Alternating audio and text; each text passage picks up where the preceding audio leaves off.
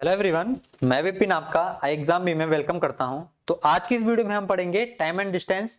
और time and distance के अंदर हम पढ़ेंगे एक शानदार कॉन्सेप्ट जो आपको आने वाले एग्जाम में हेल्प करेगा। चाहे आप एसएससी का एग्जाम देंगे, सीडीएस का एग्जाम देंगे या और सारे डिफेंस के एग्जाम देंगे, आपको हर जगह इस कॉन्सेप्ट से हेल्प मिलने वाली है। तो ज्यादा टाइम न लेते हुए चलते हैं अपनी वीडियो की तरफ। और ऐसे काफी सारे कंसेप्ट की मैंने वीडियो डाल रखी है, चाहे अर्थमेटिक के हो या एडवांस मैथमेटिक्स के हो, तो आप उनको देख सकते हैं। तो आपको एग्जाम में उनसे बेनिफिट होने वाला है। ठीक है, तो ज्यादा टाइम लेते हुए चलते वीडियो की तरफ। और अगर आप एग्जाम की तैयारी कर रहे हैं तो आप हमारी ऑनलाइन जो साइट है आई एग्जाम विकी, इस पे जरूर विजिट करिएगा। वहां पे आपको फ्री में जो है मॉक टेस्ट अवेलेबल हो जाएंगे जो फ्री ऑफ कॉस्ट है। तो उनको आप जरूर दीजिएगा, क्योंकि जितना ज्यादा आप मॉक टेस्ट दे देंगे उतना ज्यादा आप खुद को एनालाइज कर पाएंगे कि अभी और क्या सुधार की जरूरत है। तो ज्यादा टाइम लेते चलते हैं वीडियो की तरफ। तो आज की इस वीडियो में हम पढ़ेंगे टाइम एंड डिस्टेंस, जो अर्थमेटिक का एक टॉपिक है। देखिए क्या लिखा गया है इसमें, समय, चाल और दूरी बोलते हैं जैसे हिंदी में। If the distance is same, अगर दूरी समान है, if the distance is same then ratio of time and speed. ठीक है, तो टाइम और स्पीड का रेशियो क्या होगा, रिवर्स होगा। मैं क्या कह रहा हूं, अगर स्पीड डिस्टेंस सेम है, अगर डिस्टेंस सेम है तो स्पीड और टाइम का रेशियो रिवर्स रेशियो में होगा। अगर दूरी हमारी क्या है, नियत है, फिक्स है, तो जो है समय और गति का अनुपात क्या होगा, एक दूसरे का क्या होगा, विपरीत होगा, रिवर्स रेशियो में होगा। ठीक है, तो ये चीज आपने ध्यान रखनी है।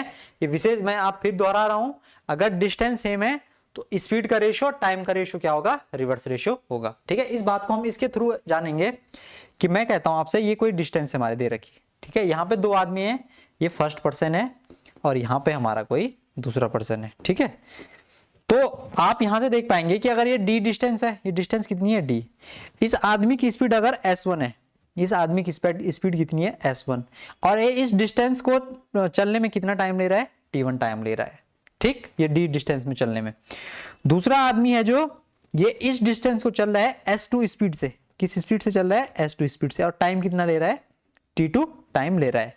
ठीक है, तो आपने कुछ चीजें जानी होंगी, बेसिक फॉर्मूले क्या होते हैं कि डिस्टेंस इज इक्वल टू होता है स्पीड इनटू टाइम, ये आपको मालूम होगा। स्पीड इज इक्वल टू होता है डिस्टेंस अपॉन टाइम, और टाइम इज इक्वल टू होता है डिस्टेंस अपॉन स्पीड। ये तीन फॉर्मूले तो आपने जाने होंगे टाइम, स्पीड एंड डिस्टेंस के अंदर। जैसे दूरी बराबर समय गुणा चाल, चाल बराबर दूरी बटे समय, और समय बराबर दूरी बटे चाल। ये तीन फॉर्मूले तो आप जानते होंगे। तो ये जो पहला फॉर्मूला है distance is equal to speed into time, इस चीज के बिहाफ पे, on the behalf of this formula, ये इस चीज को हम क्या लिख सकते हैं, ये जो पहला पर्सन है इसकी डिस्टेंस हम कैसे लिख सकते हैं इस फॉर्मूले के बिहाफ पे। तो आप बोलोगे डिस्टेंस इज इक्वल टू, ये चल रहा है s1 स्पीड से और टाइम कितना ले रहा है, t1 टाइम ले रहा है। सेम वे में अगर मैं आपसे पूछूं कि सेकंड पर्सन इस फॉर्मूले के बिहाफ पे कितना डिस्टेंस चलेगा, तो आप बोलोगे कि इसकी स्पीड है s2 और वो टाइम ले रहा है t2।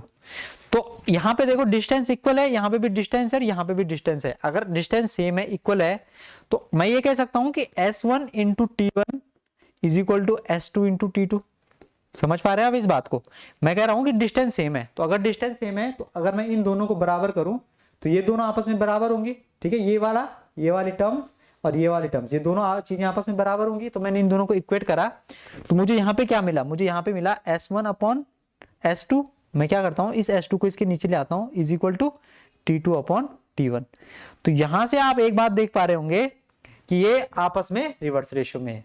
यहाँ पे क्या हो रहा था कि ये s1 स्पीड से चल रहा था, तो यहाँ पे t1 टाइम ले रहा था, और यहाँ पे ये s2 की स्पीड से चल रहा था और t2 टाइम ले रहा था। लेकिन यहाँ पे क्या है, ये रेशियो क्या है, ये रिवर्स रेशियो में हो जाएंगे कि s1 upon s2 is equal to t2 upon t1 when distance is same. अगर डिस्टेंस सेम है तो स्पीड का रेशियो, टाइम का रेशियो क्या हो जाएगा, रिवर्स हो जाएगा। इस बात का आपने विशेष तौर पे ध्यान रखना है। यही हमारा कंसेप्ट है। इसको देखो, अगर आप और इसको क्लियर करना है आपने, तो आप ऐसे भी समझो कि माना 100 किलोमीटर की कोई डिस्टेंस है, अगर 100 किलोमीटर की डिस्टेंस है और आदमी की स्पीड 25 km/h की है, तो इस डिस्टेंस को कितने आर में चलेगा, 4 घंटे में चलेगा। अगर डिस्टेंस सेम है और कोई दूसरा आदमी है या वही आदमी है, उसकी स्पीड अब 20 km/h है, 20 किलोमीटर प्रति घंटा है, तो इस दूरी को चलने में कितना समय लेगा, 5 घंटे लेगा। तो आप मुझे एक बात बताओ कि यहाँ पे स्पीड है और टाइम है, तो स्पीड कितना कितना है, यहाँ से 25 to 20 है, ये स्पीड है इसकी। 25 और 20 सेम ही पर्सन मान लो आप कि एक दिन वो 25 की स्पीड से गया ऑफिस और एक दिन वो 20 की स्पीड से गया ऑफिस, यही सोच लो आप। और यहाँ पे टाइम कितना ले रहा है, पहले दिन वो 4 घंटे ले रहा है, दूसरे दिन वो 5 घंटे ले रहा है। तो मैं अगर इसका रेशियो बनाऊं तो 5 5 जा 25, 5 4 जा 20। तो आप मुझे बताओ यहाँ से मुझे रेशियो कितना मिलेगा, तो 5 4 इंटू 4 5, ये रेशियो 4 5। तो ये स्पीड का रेशियो कितना है 5:4, और यहाँ से टाइम का अनुपात कितना है 4:5। तो आप यहाँ पे एक बात देख पा रहे होंगे कि ये दोनों रेशियो आपस में क्या है, रिवर्स में है। कब, जब हमारी क्या है, डिस्टेंस सेम है। तो मैं यही तो कह रहा हूँ कि अगर डिस्टेंस सेम है तो जो स्पीड का रेशियो और टाइम का रेशियो वो आपस में क्या होगा, रिवर्स होगा। Is it correct? करेक्ट, कि अगर डिस्टेंस सेम है तो स्पीड का रेशियो टाइम के रेशियो का इक्वल होगा। देखिए इस कंसेप्ट से आप जो है बड़े बड़े क्वेश्चन को, कितने भी बड़ा क्वेश्चन हो, इस कंसेप्ट से वो मतलब ये होता है कि देखो कर तो आप सवाल को इन तीनों तरीकों से कर सकते हो। ये जो तीन फॉर्मूले है ना, पूरे टाइम स्पीड एंड डिस्टेंस में ये तीन फॉर्मूले चलते हैं, इनके बिहाफ पे भी कर सकते हो आप। लेकिन फिर उसके लिए आपको क्या करना पड़ेगा, एक्स लेना पड़ेगा और फिर कैलकुलेशन करनी पड़ेगी। ये यहाँ पे ये कभी अपॉन में लेना पड़ेगा, मल्टीप्लाई करनी पड़ेगी, कैलकुलेशन ज्यादा हो गया, फिर एक्स उसमें फंसना पड़ेगा। वो ट्रेडिशनल मेथड हो जाएगा एक।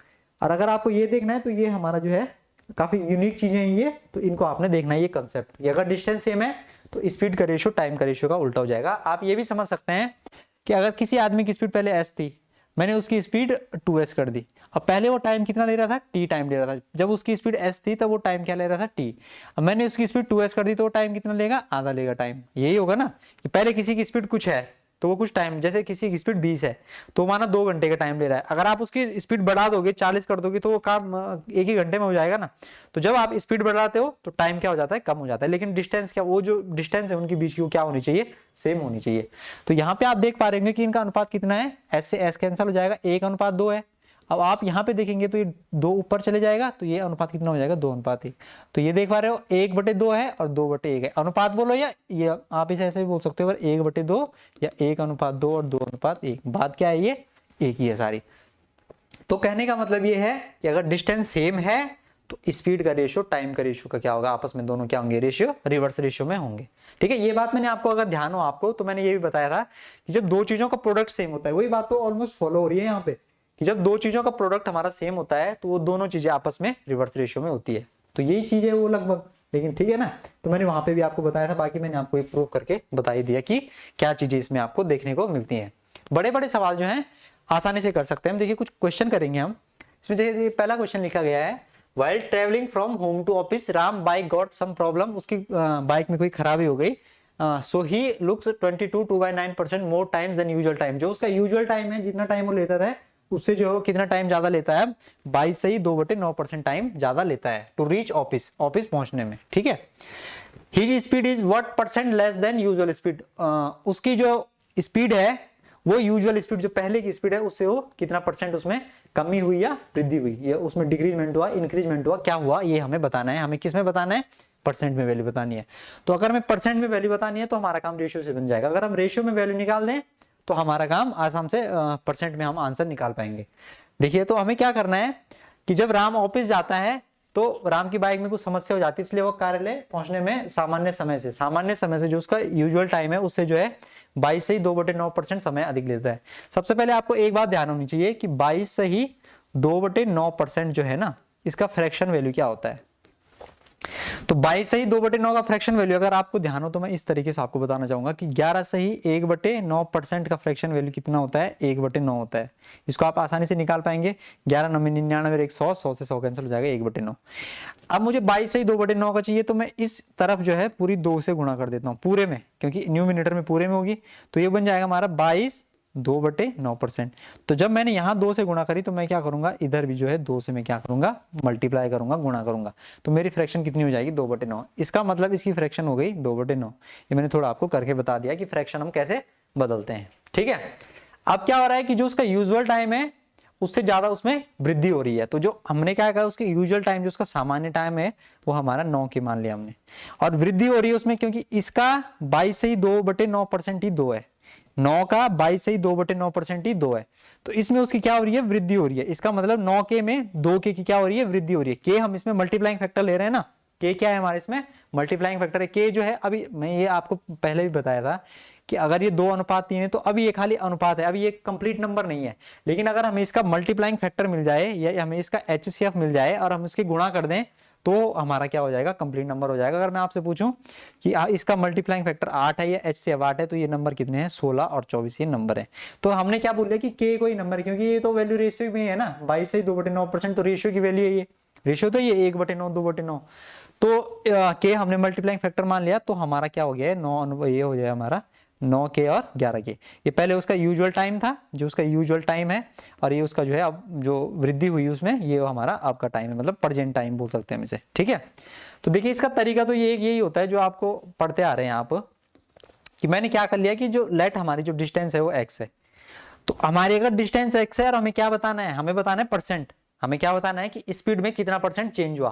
तो स्पीड में परसेंट चेंज बताने के लिए मैंने अभी आपको बताया था कि अगर हम स्पीड में परसेंट में चेंज बनाना है, तो अगर हम रेशियो निकाल पाए उसका, स्पीड का रेशियो निकाल पाए, तो हमारा आंसर आ जाएगा। तो आप मुझे एक बात बताओ, अगर यहाँ पे मैंने बोला कि इसकी लेट जो स्पीड है वो डिस्टेंस है वो x है, तो मुझे आप बताओ कि डिस्टेंस, अगर मैं इसकी स्पीड पूछूं आपसे, पहले वाली स्पीड मैंने s1 लिख ली, ठीक है, ये इनिशियल लिख लो आप इसे, इनिशियल स्पीड, और ये हमने बोली ये इसकी फाइनल स्पीड है जो चेंज होकर आई। तो अगर पहली वाली स्पीड पूछूं मैं आपसे, तो स्पीड क्या होता है x अपॉन, मतलब डिस्टेंस अपॉन टाइम, तो पहले वाला टाइम कितना है 9k। ठीक है, मैं आपसे पूछूं, आप मुझे बाद वाला बताओ इसका फाइनल, तो फाइनल में डिस्टेंस तो सेम है, क्योंकि डिस्टेंस सेम है ना, डिस्टेंस जो है कि ऑफिस से और घर के बीच जो है डिस्टेंस वो फिक्स है, ये तो नहीं होगा कि आज दूरी 20 किलोमीटर है, अब कल दूरी जो है 40 किलोमीटर की ऑफिस की, डिस्टेंस तो सेम रहेगी ना। तो डिस्टेंस अगर सेम है, तो ये क्या डिस्टेंस अपॉन टाइम, अब क्या हो जाएगा, यहाँ पे टाइम कितना है 11 की है, तो मुझे रेशियो बताना है, तो रेशियो में तो सारा चीज कैंसिल हो जाएगा, x से x कैंसिल हो जाएगा, k से k कैंसिल हो जाएगा, ये 11 इधर आ जाएगा, ये 9 इधर, तो इधर जाते हैं ना, ये रेशियो में ये वैल्यू इधर की इधर ट्रांसफर हो जाती है। तो 11:9 आ गई, जो उसकी शुरुआत की स्पीड है वो क्या हो गई 11 हो गई, और जो उसकी बाद की स्पीड है वो क्या होगी 9 हो गई। ये रेशियो में है ना वैल्यू, 11 का कोई भी फैक्टर होगा उसकी वैल्यू, उसमें नहीं जाना आपने, क्योंकि आपको सवाल का उत्तर जो है परसेंट में बताना है।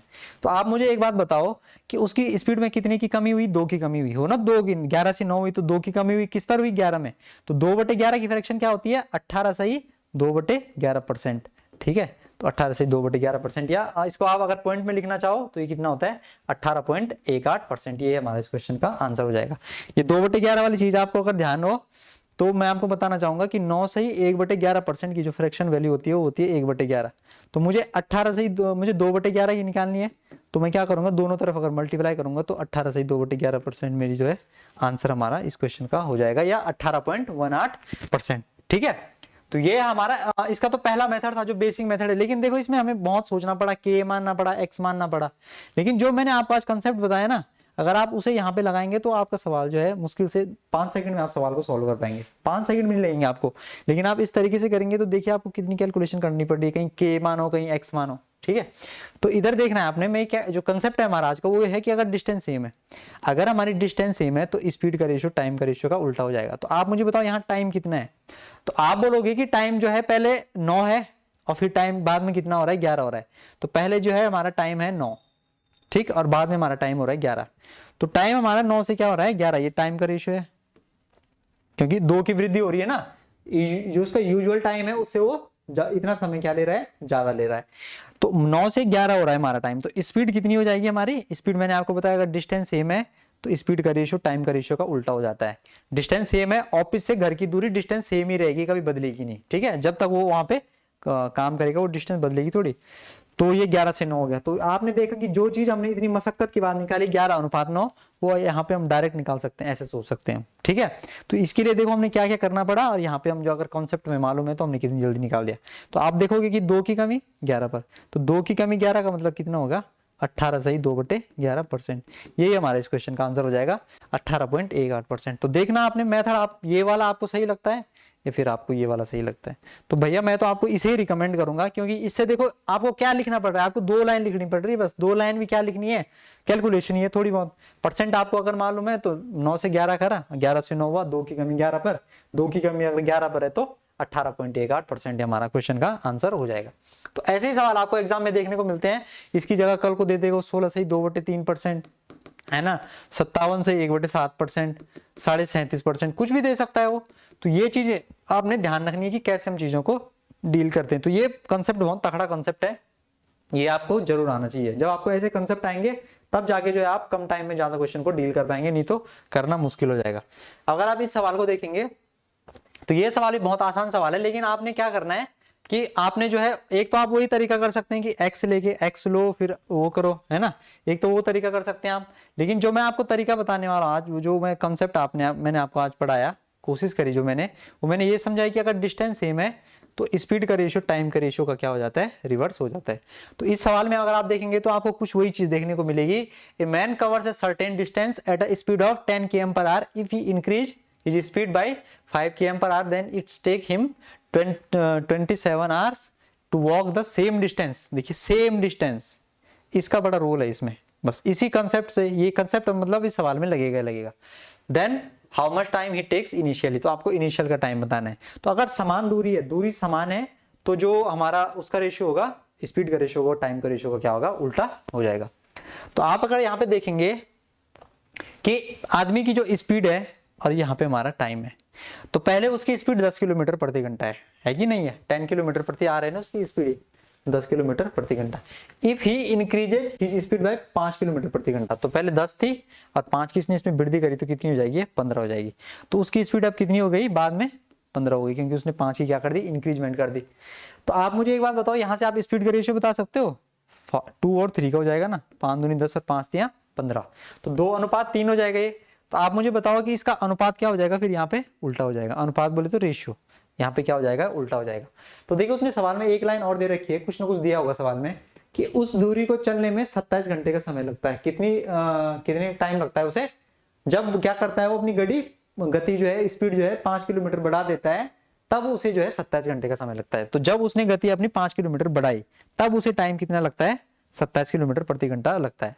27 घंटे का टाइम लगता है उसे, तब 27 जो है आर उसे लगते हैं जब उसने अपनी स्पीड जो है 5 किलोमीटर प्रति घंटा से इंक्रीज कर दी। तो हमारे हिसाब से देखो कितने टाइम लग रहा है, 2 टाइम लग रहा है, और क्वेश्चन के हिसाब से कितना टाइम लग रहा है, 27। तो 2 की वैल्यू कितनी है हमारे यहाँ पे, 27। तो 2 की वैल्यू 27 है, तो इसका मतलब कितना होता है, 27 कितना हो जाएगा, 13.5 है ना, 13.5 हो जाएगा। तो 1 की वैल्यू 13.5 हो जाएगी, तो 3 की वैल्यू आप मुझको बतानी पड़ेगी। तो 3 गुणा 13.5 कितना होता है, 13.5। तो 13 × 39 और 5 × 15, इसका मतलब 40.5। तो ये कितना हो जाएगा, घंटे हो जाएगा हमारा, 40.5, 40.5 आवर्स। तो ऐसा आपको देखने को मिलेगा आपका फोर्थ ऑप्शन। तो फोर्थ ऑप्शन हमारा इस क्वेश्चन का क्या हो जाएगा, आंसर हो जाएगा, क्योंकि आपसे क्या पूछा है, इनिशियल टाइम पूछा है। तो ये इनिशियल वैल्यू है और ये फाइनल वैल्यू है। तो इनिशियल में उसका टाइम कितना है, 3, तो आपको 3 की वैल्यू निकालनी है। कल को आपसे ये पूछ सकता है कि टाइम जो है कितना कम हुआ, तो 1 की वैल्यू कितनी है, 1 की वैल्यू आपने कितनी निकाली, 13.5। तो यही हमारे इस क्वेश्चन का फिर क्या हो जाएगा, आंसर हो जाएगा, क्योंकि कमी कितने की हुई, 1 की कमी हुई ना, 3 से 2 हुआ ना टाइम, इसका मतलब कमी कितनी की हुई, 1 की कमी हुई। तो कुछ भी पूछ सकता है आपको। अभी उसने क्या पूछा था, इनिशियल वाला टाइम पूछा, तो इनिशियल और टाइम क्या है, 3। फाइनल का क्या है, 3 जो है यहाँ पे स्पीड है और टाइम कितना है, 2। तो 2 की वैल्यू आपको गिवन थी 27, तो आप जो है 3 की वैल्यू आसानी से निकल पाए। लेकिन देखो इतना आसानी से आपने क्वेश्चन कर दिया, अगर आप वैसे करोगे ना तो ऐसे इस क्वेश्चन को करने में टाइम लग जाएगा। आपको क्या करना पड़ेगा, पहले x मानना पड़ेगा, फिर वहां से आपको टाइम निकाल पाओगे आप, है ना, फिर वहां से आपको फिर स्पीड बढ़ानी पड़ेगी, फिर आपको जो है उसके इक्वेट करना पड़ेगा, तब जाके जो है आप शुरू की जो है टाइम निकाल पाओगे। तो ये कंसेप्ट जो है बहुत कारगर कंसेप्ट है, ये बहुत अच्छा कंसेप्ट है जो बड़े बड़े सवालों को कम टाइम में मदद करता है आपको करने में। ठीक है, क्योंकि आपने ये नहीं करना कि आप एक ही सवाल में 5 मिनट लगा दो, आपको क्या करना है कि लगभग 20 से 30 सेकंड में एक सवाल को उड़ाना है। ठीक है, तो आप तब कर पाएंगे जब, क्योंकि देखो ये तो खाली अफवाह है कि आप बिना देखे, बिना पेन चलाए, बिना कलम चलाए सवाल का उत्तर बताएं, वो तो सब कुछ नहीं है, वो खाली अफवाह है एक। आपको सॉल्व तो करना ही पड़ेगा, कभी 20 से 30 सेकंड, कभी 1 मिनट तक लग जाता है सवाल को सॉल्व करने में, लेकिन वो सॉल्व तो आपको करना ही पड़ेगा ना, कहने का मतलब ये है। और आपको ये कॉन्सेप्ट अगर मालूम होंगे तब जाके आप कम टाइम में जो है सवालों को डील कर पाएंगे, नहीं तो आपको फिर वही एक्स करना पड़ेगा। ठीक है, तो बाकी अगर क्या कर सकते हैं आप, अगर आप सीजीएल की तैयारी कर रहे हैं तो सीजीएल के लिए आप जो है डेडिकेटेड कोर्स ले सकते हैं, जो हमारी आपको साइट पे देखने को साइट पे जो मिल जाएगा, उसमें आप 40% का डिस्काउंट है, उसमें आप जो है इनरोल कर सकते हैं, और सारी चीजें जो है एक वेल सिक्वेंशियल ऑर्डर में वहां पे आपको मिल जाएंगे, और टीचर भी जो है सारे अच्छे टीचरों से आपको पढ़ने का मौका मिलेगा। तो आप क्या कर सकते हैं, उसमें इनरोल जरूर करिएगा, और इस वीडियो को आप लाइक भी करेंगे, शेयर भी करेंगे और सब्सक्राइब भी करेंगे हमारे चैनल को। और जितने मैं आपको क्वेश्चन दे रहा हूं, देखिए आप पीडीएफ को डाउनलोड करेंगे, मैंने काफी सारे इसमें क्वेश्चन दे रखे हैं, तो आप सब में जो है ये डिस्टेंस सेम वाला कंसेप्ट लगाने की कोशिश करेंगे। तो आप कमेंट में आंसर भी देंगे कि आपका आंसर क्या आया, और बाकी जो है आप वीडियो को लाइक शेयर जरूर करेंगे। ठीक है, तो चलिए फिर मिलते हैं नेक्स्ट वीडियो में, तब तक के लिए ख्याल रखिए अपना, खुश रहिए, थैंक यू फॉर वॉचिंग।